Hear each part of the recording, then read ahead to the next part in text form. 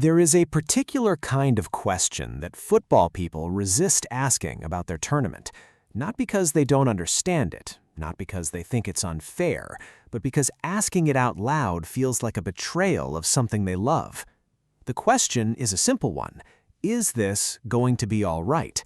And the reason people resist asking it about the 2026 World Cup isn't that the answer is obviously no. It's that the evidence on which you'd base any honest answer is more complicated, more layered, and more concerning than FIFA's promotional communications would have you believe.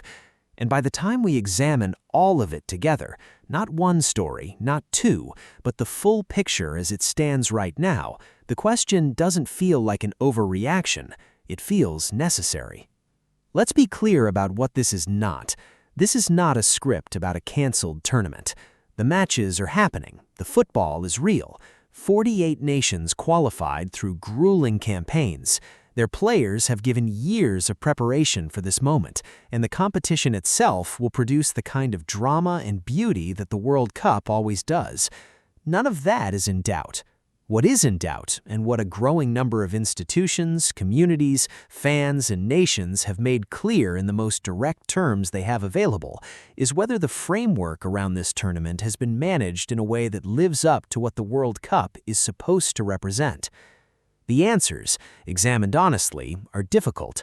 Not in every area, not without nuance, but difficult enough that they deserve the kind of careful, serious examination that the football will eventually overwhelm, because it always does, but that matters enormously in the long-term story of this competition and this governing body. Start with Mexico City, because 3 days ago, 8 days before the opening ceremony at the stadium that is hosting the World Cup's first match, the Mexican capital came close to gridlock. Teachers belonging to a national education union took to the streets under a banner that read, without ambiguity, "If there's no solution, the ball won't roll." Retired judges joined them. Road closures were put in place. Last-minute construction work continued simultaneously across multiple sites across the city. Millions of residents faced delays in rerouting of their daily commutes so significant that businesses in the affected areas described it as an additional burden on top of months of disruption they had already been absorbing. That is not a spontaneous incident. It is the visible surface of something that has been building around the World Cup's flagship venue for years. Around 200,000 people live in the vicinity of the stadium, renamed from the Azteca for commercial reasons, a sponsorship decision that generated its own resentment from fans for whom the name carried decades of footballing history. Many of those residents, particularly in the indigenous community directly adjacent to the stadium, have been living with irregular water supply for years. The renovations and real estate development connected to the World Cup have placed additional demands on a water system already under strain. Residents in the neighborhoods closest to the stadium reported receiving water only 2 or 3 times a week. A private well near the ground, owned and operated by the same media company that partly owns the stadium, extracts tens of millions of liters annually, a resource that local communities say was effectively removed from public use. Graffiti and posters appeared around the neighborhood with slogans that needed no translation. Football belongs to the people. FIFA go home. The World Cup of displacement. These are not the words of people who are indifferent to football. They are the words of people who feel that the tournament arrived in their community without asking whether it was welcome, took what it needed, and left them to manage the consequences. The local authority defended its interventions. Water wells had been rehabilitated, officials said. Infrastructure was being improved for the long term. The incoming visitors and the economic activity they generated would benefit the city. That argument is not without merit, but it sits uncomfortably alongside the daily reality of a resident whose taps run dry between deliveries, living in the shadow of a stadium that is about to host the most watched sporting event on Earth. Now move north, because the story of communities bearing the cost of the World Cup without sharing proportionally in its benefits is not exclusive to Mexico City. Across the American host cities, the gap between what was promised to local communities and what is materialized has been a recurring feature of the tournament's buildup. Fan festivals scaled back dramatically, security funding arriving months late, a venue license in Foxborough that was withheld until the week before it was needed because a small town of 18,000 people had not received the money it was owed. A fan festival in New Jersey for the city hosting the final canceled entirely, replaced by $5 million of dispersed smaller programming. These are not abstract financial disputes.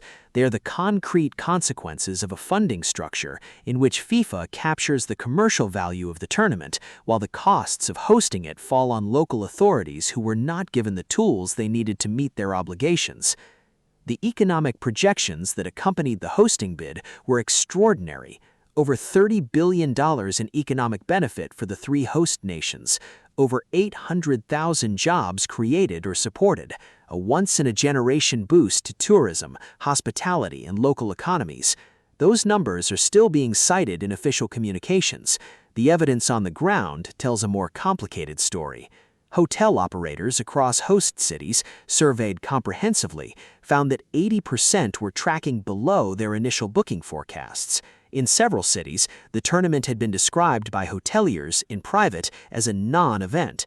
Game day room rates had dropped by roughly a third from their earlier peaks.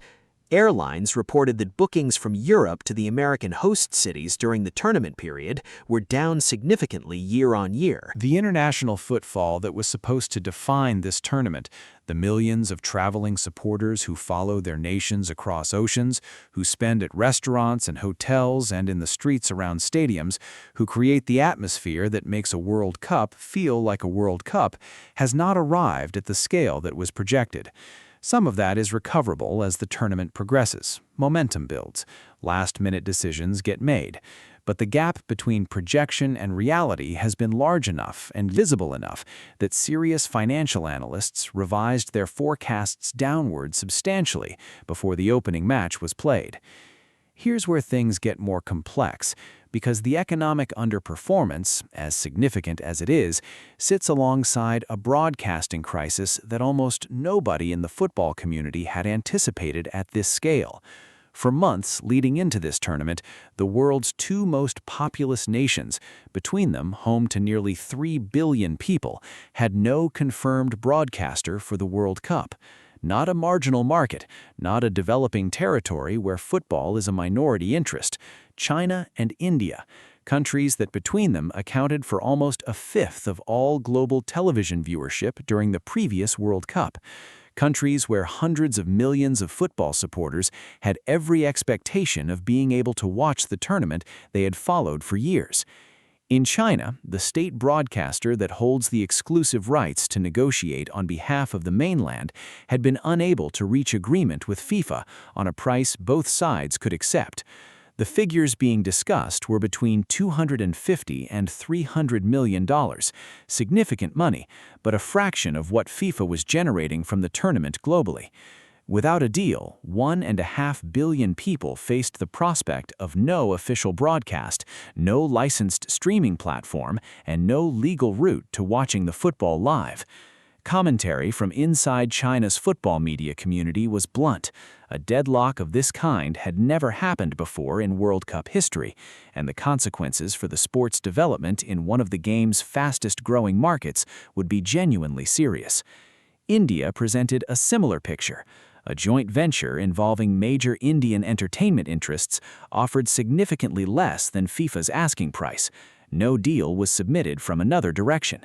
The same scenario applied. No official broadcaster, no streaming platform, no legal viewing option for a population of 1.5 billion people. A deal for China was eventually reached in mid-May. A deal for India came through on the 1st of June, 10 days before the tournament opened. The resolutions were genuine relief, but the fact that the World Cup came within days of beginning without confirmed broadcast deals in markets containing 3 billion people between them is not a minor logistical footnote. It is a signal about how the governing body manages the commercial relationships that are fundamental to the tournament's stated mission. Football unites the world. That is FIFA's slogan for this tournament. It is more difficult to sustain when the governing body and the broadcasters reaching the world's two largest populations can't agree on a price until 10 days before the first match. Bangladesh faced its own version of the same problem. A single intermediary held the rights for the territory and was demanding a fee that none of the country's broadcasters could meet. Football supporters in a country of over 170 million people were looking at the possibility of a complete blackout, not because they weren't interested, but because the commercial structure within which the rights were being sold made legal access impossible at any price those broadcasters could afford. Then there are the injuries, because no account of the pressures on this tournament would be complete without acknowledging what has happened to several of the players supporters most wanted to see. Estevan, the 19-year-old whose club performances had made him one of the most anticipated debutants at any World Cup in years, tore a hamstring in April and was ruled out entirely. Brazil, already without Rodrigo, arrived at this tournament carrying significant absences in positions that Carlo Ancelotti needs to resolve under tournament pressure. Alphonso Davies, the Canadian captain, the most recognizable player produced by a footballing culture that has grown dramatically over the past decade, the man whose presence and quality had given a generation of Canadian supporters genuine belief that this World Cup could be historic, sustained an injury in the final weeks before the tournament that left his participation in genuine doubt. Canada play their first match in Toronto. The emotional weight of that occasion depends significantly on whether their captain is on the pitch. Spain's Mikel Merino has been absent since February with a stress fracture. William Saliba was in a race against time to be fit for France's opening group game. These are not peripheral figures. They are central players for nations that have genuine ambitions to win the tournament. Their absences or fitness doubts are a reminder that the expanded format, 48 teams, 104 matches, has arrived at the end of a club season in which many of these players were already at the limits of what a professional football body can sustain. That player welfare question has been raised consistently by those who have studied the science carefully, and it has been raised with increasing urgency as the tournament has drawn closer. The calendar that produced the 2026 World Cup, with a Club World Cup staged in the United States last summer, Champions League expansion, league seasons that run deeper into May than ever before, has left the sport's elite players arriving at its pinnacle event in a state of accumulated fatigue that no amount of pre-tournament preparation fully addresses. The expanded format then asks them to play more matches, across more cities, over more miles than any previous World Cup. FIFA's president has consistently presented the expansion as an act of inclusion, more teams, more nations, more of the world represented at the biggest stage. That argument has genuine merit. The Democratic Republic of Congo at their first World Cup, Morocco extending the African football story that began so powerfully in Qatar, Uzbekistan and Curacao making their debuts. These are real and meaningful additions to the competition's global character. But the argument for inclusion does not automatically answer the argument about player welfare. Both things can be true simultaneously, that expansion brings more of the world to the tournament, and that the format places demands on the athletes competing in it that deserve more serious institutional consideration than they have received. And through all of this, the community protests in Mexico City, the canceled fan festivals in New Jersey and Seattle, the broadcasting near blackouts, the hotel underperformance, the legal subpoenas from state attorneys general, the federal lawsuit over a Dallas mural, the injuries, the travel barriers for supporters. What is the institutional response from FIFA? The governing body's president told the world there had been 500 million ticket requests. He described demand as equivalent to 1,000 years of World Cups. He projected revenues of between $11 and $13 billion, a figure that, if achieved, would represent the largest commercial return in the tournament's history. He said the World Cup would be a great success. He said it would bring the world together. And some of what he said is almost certainly accurate. FIFA's commercial operation is genuinely extraordinary. Its broadcasting revenues, its sponsorship arrangements, its prize fund, these are real, and they represent a level of commercial success that the sport's growth over decades has produced. But here is the bigger issue. Commercial success for FIFA and a successful World Cup for the people who love football are not automatically the same thing. The governing body's financial position has very little to do with whether a resident in Santa Ursula Coapa has water coming out of her tap 3 times a week. It has very little to do with whether a supporter from Senegal could afford the bond required to apply for a visa. It has very little to do with whether a fan in Bangladesh could find a legal way to watch the tournament they had followed all their lives. It has very little to do with whether the teacher marching through Mexico City with a banner asking for a solution actually got one. The World Cup's claim to universality, to being a celebration that belongs to everyone, has never been more loudly asserted than in 2026, and it has rarely been more actively contested from more directions simultaneously.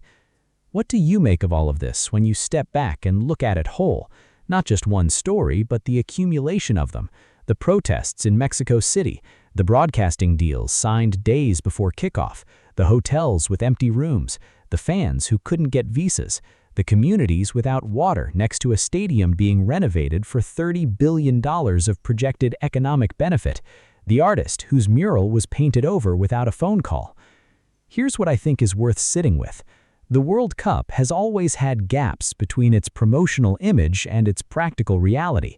Every tournament in the modern era has involved some version of this tension between the global celebration FIFA presents and the messier, more contested reality of how that celebration lands on the cities and communities that host it.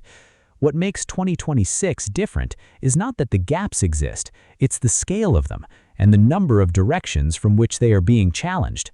The football will assert itself, it always does. Within days, hours even, of the opening match, goals and moments and stories will begin to arrive that will dominate the conversation in the way only football can. Players will emerge from nowhere. Tactical battles will be fought that people will analyze for years. Someone will score a goal that replays for decades. That is the nature of this competition, and that quality is not diminished by anything happening outside the stadium. But the world outside the stadium is also real. The people living in it are real. The residents without water, the supporters without visas, the broadcasters who nearly couldn't reach their audiences, the communities that bore the disruption without receiving proportional benefit, they are part of the 2026 World Cup story too. Whether the governing body that runs this tournament acknowledges that fully, or whether it continues to point to its commercial revenues as evidence that everything is working, that is the question that will define not just 2026, but the future direction of the sport's most important event. Is FIFA heading for disaster? No, not in the sense of the tournament collapsing or the football failing to deliver. The matches will happen, the moments will arrive, the cup will be lifted. But something about the relationship between football's governing body and the world it claims to serve is under pressure in ways that matter. And the football alone, however brilliant, won't resolve that. Only those in positions of genuine institutional power can do that. Whether they choose to is the question that will outlast every result between now and the 19th of July. If you found this worth your time, a like helps more than you'd think. Subscribe if you enjoy thoughtful football coverage, and let me know your view in the comments. I read every one. This story is still developing, and as always, football never stays quiet for long. See you in the next one.